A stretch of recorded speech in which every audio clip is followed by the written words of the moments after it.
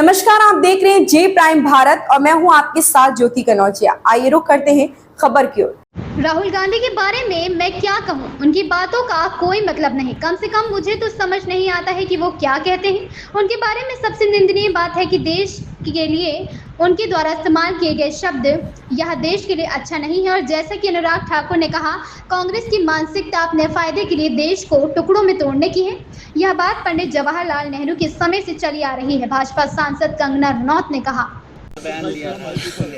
देखिए, राहुल जी के बारे में हम क्या कहें। उनकी किसी बात का ना कोई तुक है, ना कोई ढंग है और ना ही कोई हमें समझ ही आती है उनकी बातें।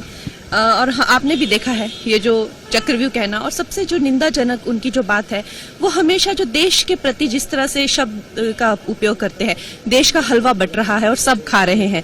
देश के बजट को, उनकी दादी ने भी देश के कई बजट बनाए हैं, उनको हलवा कहना और देश को मिल बांट के खाना, इस तरह की बातों को इम्प्लाई करना, ये देश के लिए अच्छी बात नहीं है। और खासकर जैसा कि अनुराग ठाकुर जी ने कहा, ये जो कांग्रेस की जो मानसिकता है देश का बंटवारा करके खाना, ये नेहरू के टाइम से चली आ रही है और इस मानसिकता को बदलना। देश कोई खाने की, देश सेवा की चीज है और आप नेता हैं तो आप देश की सेवा के लिए बने हैं। आप देश को काट कर मिल बांट कर खाने के लिए नहीं बनते।